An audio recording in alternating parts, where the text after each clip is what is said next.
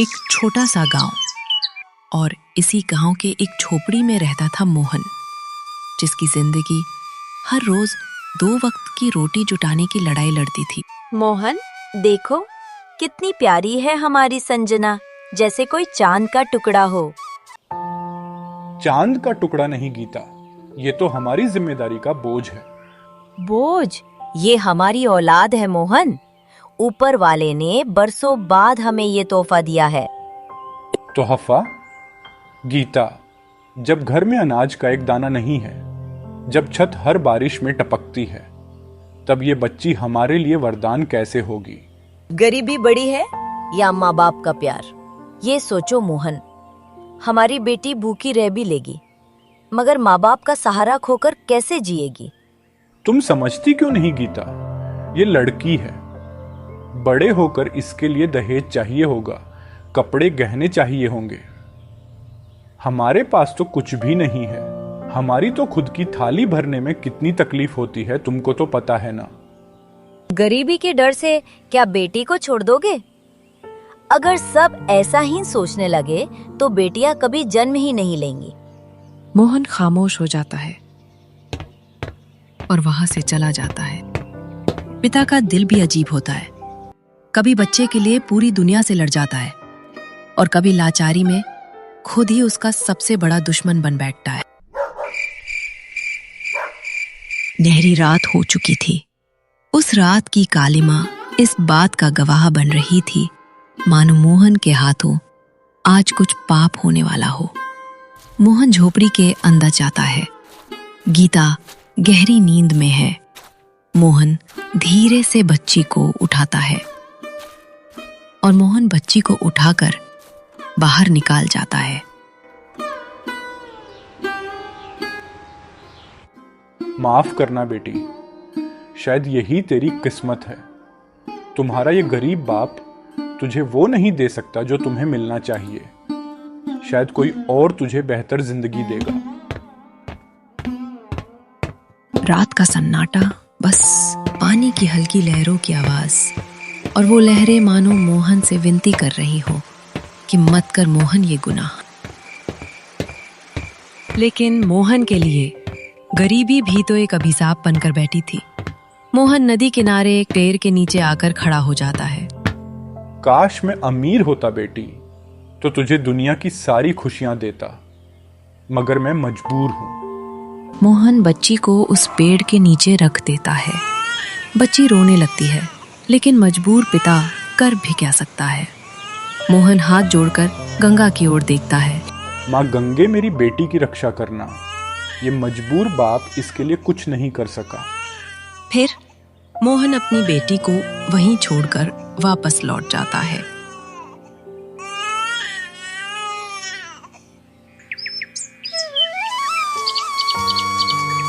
अगली सुबह एक बूढ़ी भिखारिन मंजू भीख मांगते मांगते नदी के किनारे पहुंच जाती है।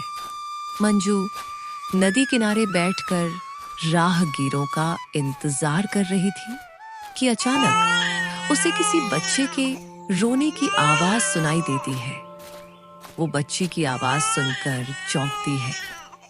अरे, ये कैसी रोने की आवाज है?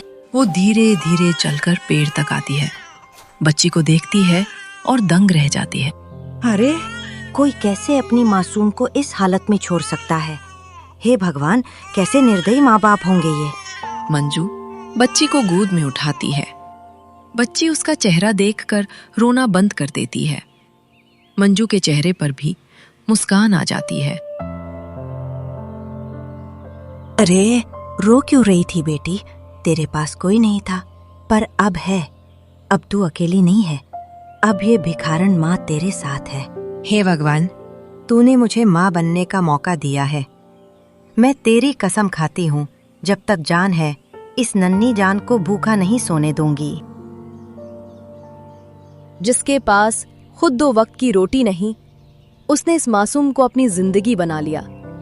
भूख लगी तो खुद भूखी रह गई, मगर अपनी संजना को दूध पिलाने से पीछे नहीं हटी। यही है माँ का रूप, चाहे वो असली माँ हो या किस्मत से बनी माँ। पी ले मेरी बेटी, तू बड़ी होकर अपना नाम रोशन करना। तेरी ये भिखारन माँ दुनिया को दिखाएगी कि गरीब की बेटी को भी आसमान छूने का अधिकार है। गांव की औरतें आपस में बातें कर रही हैं। मंजू बच्ची को लेकर उसी रास्ते से गुजरती है। मंजू को देखकर औरतें आपस में कानाफूसी करने लगती है। देखो, ये वही बच्ची है ना जिसे एक घाट पर छोड़ा गया था। हाँ वही तो। किस्मत तो देखो कितनी खराब है इस बच्ची की। निकारिन के घर पल रही है। किसी और को भी तो मिल सकती थी। मंजू, तेरा तो खुद का पेट पालना मुश्किल है, फिर ये बोझ क्यों उठा रही है? तू भी कहीं छोड़ क्यों नहीं देती इस अभागन को? ये बोझ नहीं, मेरा वरदान है। तुम लोग समझ नहीं पाओगे। मेरी बेटी एक दिन हमारा नाम रोशन करेगी। गांव वाले ताना मारते हैं, हंसते हैं, लेकिन मंजू अपनी प्यारी बेटी को लेकर आगे बढ़ जाती है। समय बीता और वो प्यारी बच्ची मंजू की ममता में खिल उठी। गरीबी की धूल में भी उसके सपनों की कली मुस्कुराने लगी। मंजू अपनी झोपड़ी के बाहर कुछ काम कर रही है और अपनी माँ के बगल में ही संजना मिट्टी का घर बनाकर खेल रही है। वो खुश होकर अपनी माँ से कहती है, माँ देखना, आज मैं घर बनाऊंगी। हमारे घर जैसा नहीं, इससे अच्छा घर बनाऊंगी। हाँ बेटी, मुझे पूरा विश्वास है तू एक दिन सच में अच्छा घर बनाएगी। बचपन खेल का समय होता है, मगर इस बच्ची का बचपन मंदिर के बाहर फूल बेचते बीता। हंसी और खिलौने नहीं, भूख और आंसू उसके साथी बने।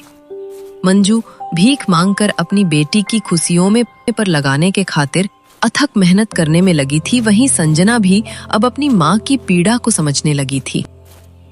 तभी एक आदमी संजना से फूल लेता है, लेकिन बिना पैसा दिए ही वहां से चला जाता है। संजना उदास होकर माँ की ओर देखती है और पूछती है, माँ, लोग फूल तो लेकर जाते हैं, लेकिन सब पैसे क्यों नहीं देते? बेटी, इस दुनिया में सब दिलवाले नहीं होते, लेकिन तू हिम्मत मत हारना बेटी। तुम्हें बड़े होकर फौलाद बनना है। ये दुनिया सिर्फ ताना मारने का मौका खोजती है, लेकिन तुम इन छोटी छोटी बातों से घबराना मत। बस आगे बढ़ते जाना और आसमान को छू लेना, और इस दुनिया को दिखा देना कि किसी गरीब की बेटी भी ऊंचाइयों पर पहुंच सकती है। हाँ माँ, मैं जीत और मेहनत करूंगी। जब मैं बड़ी हो जाऊंगी तो तुम्हारे लिए बहुत बड़ा घर बनाऊंगी। तुम्हें किसी भी चीज की दिक्कत नहीं होगी। तुम्हें रानी बना के रखूंगी और इस दुनिया को दिखाऊंगी कि किसी गरीब की गरीबी का मजाक उड़ाना कितना पीड़ादायक होता है।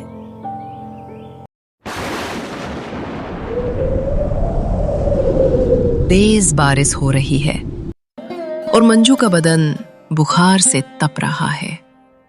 पास में संजना चिंतित बैठी है। ऐसा लग रहा है मानो भगवान मंजू और उसकी बेटी का इम्तिहान ले रहे हो। माँ, तुम्हारा शरीर तो आग की तरह तप रहा है। बोलो ना, मैं क्या करूँ माँ? बेटी, मैं ठीक हूँ, तू परेशान मत हो। सच तो ये था कि वो ठीक नहीं थी। गरीबी ने उसे अंदर से तोड़ दिया था। दवा खरीदने तक के पैसे नहीं थे।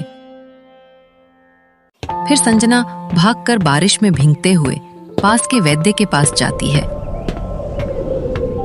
वैद्य चाचा, मेरी माँ की तबीयत बहुत खराब है, चलिए ना मेरे साथ।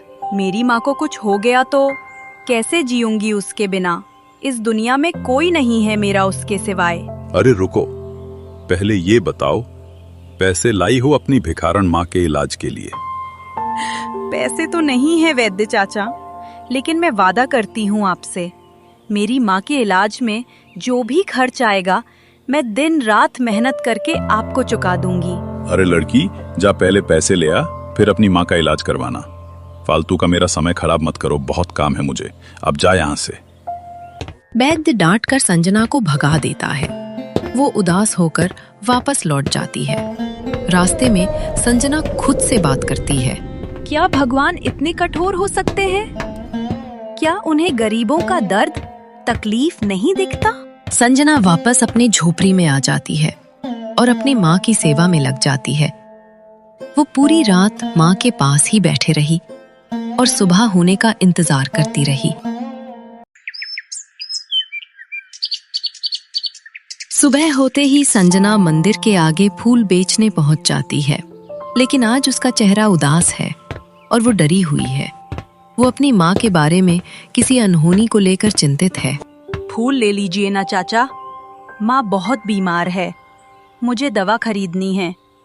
मेरी माँ की तबीयत बहुत खराब होते जा रही है, अगर उसे कुछ हो गया तो कैसे जीऊंगी मैं उसके बिना। अरे चलो, सब नाटक है। दवा चाहिए तो वैद्य के पास जाओ ना, यहाँ क्यों नाटक कर रही हो? लेकिन इस बेरहम जमाने में तो मानो इंसान का दिल पत्थर का बना हो। किसी की मजबूरी को देखकर किसी का पत्थर दिल पसीजता ही नहीं, उल्टा मजाक उड़ाते हैं। लोगों की बातें सुनकर संजना की आंखों से आंसू की धारा चलने लगती है। संजना जल्दी जल्दी फूल बेचकर अपनी झोपड़ी की तरफ चल देती है, जहां उसकी बूढ़ी माँ उसका इंतजार कर रही थी। मंजू झोपड़ी में चटाई पर लेटी हुई है और संजना से कुछ बातें कर रही है। सुन बेटी, तू रो मत, मैं तुझे अकेला छोड़कर जा रही हूँ, पर तू हारना मत। तू मेरी बहादुर बेटी है, इस बेरहम दुनिया से डरना मत, तुम अपना नाम रोशन करना। नहीं माँ, तू मुझे छोड़कर मत जा, मैं तेरे बिना कैसे रहूंगी। और फिर मंजू हमेशा के लिए अपनी आंखें बंद कर लेती है। जिस माँ ने उसे गोद में लिया था, आज वही माँ उसे अनाथ बनाकर हमेशा के लिए बहुत दूर चली गई। संजना के माँ को गुजरे कुछ दिन बीत चुका है। संजना झोपड़ी के बाहर उदास बैठी अपनी माँ को याद कर रही है। तभी गांव के कुछ लोग उसकी झोपड़ी के पास आते हैं। बेचारी, अब कैसे जिएगी? माँ एक सहारा थी, अब तो वो भी नहीं रही। अरे, भिखारिन की बेटी है, वही करेगी जो उसकी माँ ने किया।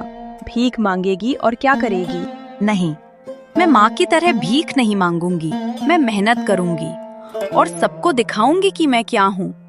ये जरूरी तो नहीं कि अगर मेरी माँ ने भीख मांगा तो मैं भी भीख ही मांगू।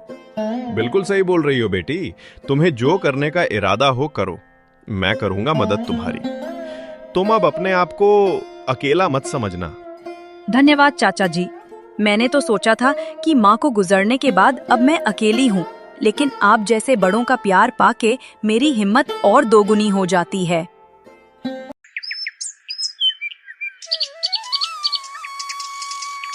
अगली सुबह मंदिर के बाहर संजना अकेली फूल बेच रही है। इस बार उसके चेहरे पर आंसू नहीं, दृढ़ता है। माँ की मौत ने उसे तोड़ने के बजाय और मजबूत बना दिया। अब वो फूल बेचते वक्त हर कदम पर माँ से किया वादा निभा रही थी। तभी एक बुजुर्ग आदमी संजना की दुकान पर आता है और उससे फूल खरीदता है। बिटिया, तुम्हारी माँ आज नहीं दिख रही है, उसकी तबीयत ठीक तो है ना? चाचा जी, मेरी माँ दूर बैठकर मुझे देख रही है और जब जब मेरा हौसला कमजोर होता है, माँ मुझे वही से हिम्मत देती है। सही कह रही हो बेटी, तेरी आंखों में हिम्मत दिखती है। बेटी, मैं तुमसे कुछ बात करना चाहता हूँ। बोलिए चाचा जी, क्या बात करनी है आपको? बेटी, मेरे दोनों बेटे शहर में जाकर बस गए। भगवान ने मुझे बेटी नहीं दिया। क्या तुम मेरी बेटी बनकर मेरे साथ रहोगी? लेकिन चाचा जी, मेरे फूल की दुकान का क्या होगा? मैं तो फूल बेचकर बेसहारा बड़े बुजुर्गों की सेवा करना चाहती हूँ। अरे बेटी, ये तो बहुत अच्छी बात है। पास के गांव में मैं एक वृद्धाश्रम चलाता हूँ, जिसकी कोई मदद करने वाला नहीं होता। मैं उसकी मदद करता हूँ। अब मेरी उम्र ज्यादा हो जाने के कारण मैं उस आश्रम की देखभाल सही से नहीं कर पा रहा हूँ। चिंता की कोई बात नहीं है चाचा जी। आपके दोनों बेटे शहर चले गए तो क्या हुआ? मैं क्या बेटा से कम हूँ? उस वृद्धाश्रम की देखभाल मैं करूंगी। माँ अक्सर कहा करती थी, बेसहारा लोगों की मदद करने में जो खुशी मिलती है वो खुशी और कहीं नहीं मिल सकती। फिर संजना उस बुजुर्ग के साथ पास के गांव में चली जाती है।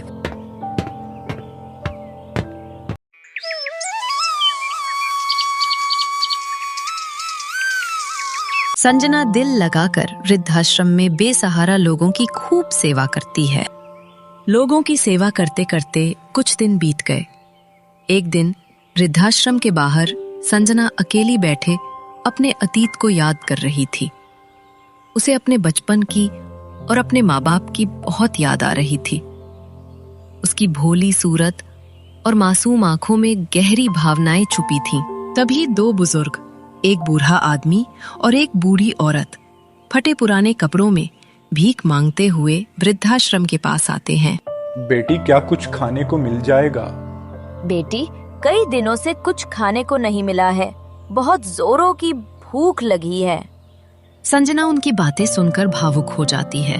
अरे काका, काकी, आप बैठिए, मैं अभी रोटी लाती हूँ।